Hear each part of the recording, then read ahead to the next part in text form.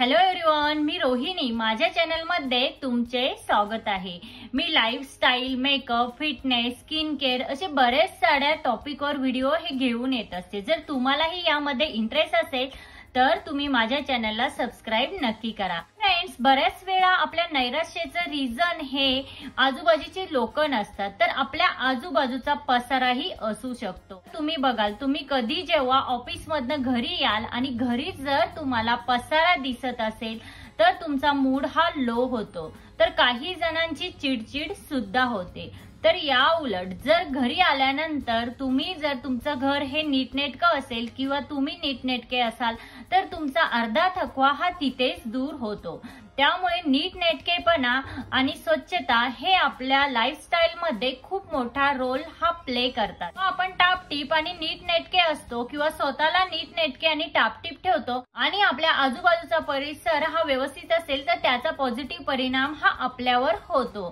तर आपण जर टापटीप आणि नीटनेटके असू तर आपल्याला एक कॉन्फिडंट फील होतो. तर स्वच्छतेचेही काही प्रकार असतात. त्यामध्ये सगळ्यात पहिला आहे शारीरिक स्वच्छता.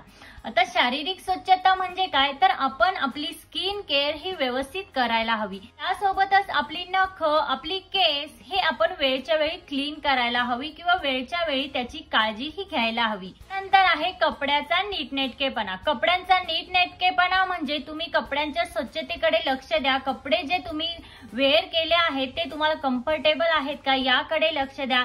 त्यासोबतच तुम्ही जर बाहेर जात असाल तर तुमचे शूज आणि चप्पल हे स्वच्छ असायला हवेत. काय होतं की आपण जेव्हा कुठल्या प्रोग्रामला जातो किंवा कुठे बाहेर जातो तेव्हा सगळ्यात पहिल्यांदा आपल्याला टॉप टू बॉटम हे बघितलं जातं आणि त्यावरनच लोक आपल्याला जज करतात. आणि जर आपले कपडे व्यवस्थित नसतील, आपण जर व्यवस्थित नसू तर काय होतं की समोरच्या सोबत आपण तितकं कॉन्फिडेंटली बोलूही शकत नाही. बघा, तर अट्रॅक्टिव्ह दिसण्यासाठी सुंदरता ही अजिबात महत्वाची नाही. तुम्ही जर स्वतःला टापटीप आणि छान नीटनेटकं ठेवलं तर तुमची पर्सनॅलिटी ही ऑटोमॅटिकली अट्रॅक्टिव्ह दिसून येईल. त्यानंतर आहे व्यक्तिगत आवाराची स्वच्छता. आता तुम्ही जर झोपले असाल, सकाळी उठून सगळ्यात पहिल्यांदा तुम्ही तुमचा बेड हा व्यवस्थित करायला हवा. त्यानंतर तुम्ही जिथे काम करता ती जागा तुम्ही व्यवस्थित स्वच्छ ठेवायला हवी. नंतर आपण जिथे बुक्स वाचतो ती जागाही तुम्ही व्यवस्थित ठेवा. तुमच्या रोजच्या ज्या गोष्टी आहेत त्या जर तुम्ही जागेवर ठेवल्या तर आपल्याला त्या तिथेच मिळतात. आणि जर तुम्ही कधी घाईत असाल तेव्हा जर त्या गोष्टी तुम्हाला तिथे मिळाल्या नाही तर आपली चिडचिड सुद्धा होत. त्यामुळे शक्यतो आपल्या आजूबाजूच्या ज्या आपल्याला डेली रुटीन मध्ये ज्या गोष्टी लागणार आहेत त्या व्यवस्थित आणि टापटीप ठेवण्याचा तुम्ही प्रयत्न करायला हवा. त्यानंतर आहे आहार स्वच्छता. म्हणजेच काय की आपण जेव्हा जेवण करतो जेवणापूर्वी आपले हात हे क्लीन करतो का, किंवा आपण ज्या प्लेट मध्ये जेवतो ती प्लेट क्लीन आहे का, किंवा आपण जर किचन मध्ये काही काम करतो तर आपलं किचन हे आपण क्लीन ठेवतो का, या गोष्टी सुद्धा आपल्या लाईफस्टाईल मध्ये महत्वाच्या असतात. नंतर आहे मानसिक स्वच्छता. आता ही सगळ्यात जास्त महत्वाची गोष्ट आहे, बट बरीच सारी लोक याकडे दुर्लक्ष करतात. आता मानसिक स्वच्छता म्हणजे काय, सकाळी उठून तुम्ही ध्यान करू शकता, कुठली एक्सरसाइज करू शकता. आता जर तुम्हाला यासाठीही वेळ मिळत नसेल तर तुम्ही संध्याकाळी वॉकलाही जाऊ शकता. तर ध्यान केल्याने, व्यायाम केल्याने किंवा काही वेळ रोज मोबाईल हा साईडला ठेवून स्वतःसाठी वेळ दिल्यामुळे आपल्यामध्ये एक सकारात्मक ऊर्जाही निर्माण होते. त्यासोबतच तुम्ही काही चांगले चांगले बुक्स रीड करा, त्यानेही तुमच्यामध्ये बरेच सारे चेंजेस हे तुम्हाला दिसून येतील. तुम्ही युट्यूबवर असे काही मोटिवेशनल किंवा तुमच्या हेल्थ रिलेटेड किंवा पॉझिटिव्हनेसचे जे व्हिडिओ असतील ते तुम्ही बघत जा. तर ह्या गोष्टी ही आपल्या पर्सनॅलिटीसाठी खूप महत्वाच्या आहेत. आहे सामाजिक स्वच्छता. सामाजिक स्वच्छतेकडेही लक्ष देणे हे खूप गरजेचं आहे. आपणही एक समाजाचा भाग आहोत. आता मी तुम्हाला हे सांगत नाहीये की तुम्ही सगळीकडे साफसफाई करा किंवा सगळीकडे तुम्ही स्वच्छता ठेवा, बट तुम्ही एक गोष्ट लक्षात ठेवा की आपल्याकडनं स्वतःकडनं काही कचरा तर होत नाहीये ना, ह्याकडे तुम्ही जरी लक्ष दिलं तरीही तुम्ही सामाजिक स्वच्छता ही ठेवू शकता. आपण बसमध्ये असतो, आपण कधी ट्रॅव्हलिंग करत असतो तर आपण काही खाल्ल्यानंतर ते तसंच प्लास्टिकच्या पिशवीमध्ये रॅप करतो आणि त्यानंतर ते खिडकीतनं बाहेर फेकतो. असं अजिबात करू नका. तर काय करा की ते तुम्ही एका छान अशा बॅग मध्ये ठेवा. ते तुमच्या खिशात ठेवू शकता किंवा तुम्ही ते तुमच्या कार मध्ये ठेवा. आपल्याला जसं आपलं घर हे स्वच्छ पाहिजे असतं ना तसंच आपण आजूबाजूचा परिसरही स्वच्छ ठेवायला हवा। तर पुढचा पॉइंट, एखाद्या दिवशी आपल्याला अगदीच आपल्या एखाद्या डॉक्युमेंटची गरज असते आणि काय होतं की आपलं पॅन कार्ड तिकडे, आपलं आधार कार्ड तिकडे, सगळं अस्ताव्यस्त असतं आणि त्यामुळे आपल्याला जेव्हा घाईघाईत एखादं डॉक्युमेंट हे हवं असतं तेव्हा आपली खूप चिडचिड होते आणि आपल्याला मेंटली स्ट्रेस येतो। त्यामुळे काय करा, शक्यतो तुमचे डॉक्युमेंट जे असतील ते जागच्या जागी ठेवण्याचा प्रयत्न करा। कामातील नीटनेटकेपणा, आता आपण जिथे काम करतो ती जागा आपण स्वच्छ ठेवायला हवी।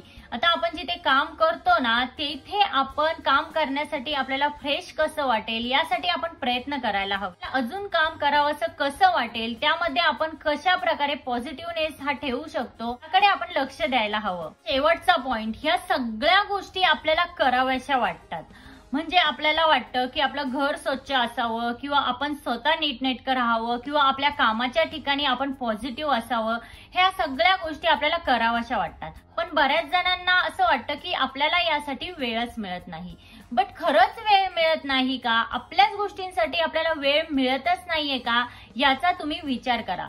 मला तरी वाटतं की वेळ मिळत नाही असं होत नाही, आपण वेळ काढत नाही, त्या गोष्टीसाठी आपण वेळ काढायला हवा। गोष्टीसाठी आपण जर वेळ काढला तर आपल्याला एक मानसिक सुख मिळतं, त्यासोबतच आपण कमी इरिटेट होतो आणि आपली हेल्थ ही चांगली राहते आणि फिजिकल मेंटल हेल्थ ही आपली खूप चांगल्या प्रकारे काम करते आणि आपल्यामध्ये एक पॉझिटिव्हनेस येतो। त्यामुळे ह्या गोष्टींसाठी वेळ नाही असं म्हणायलाच नको, या गोष्टींसाठी तुम्ही वेळ काढायलाच हवा। ज्या गोष्टी तुम्हाला आवडतात, जे तुमचे छंद असतील किंवा एखाद्या व्यक्तीसोबत बोलल्याने तुम्हाला चांगलं वाटत असेल, पॉझिटिव्ह वाटत असेल तर त्यासाठी तुम्ही वेळ काढा, किंवा तुम्हाला एखादं बुक्स वाचून जर चांगलं वाटत असेल तर बुक्स वाचा।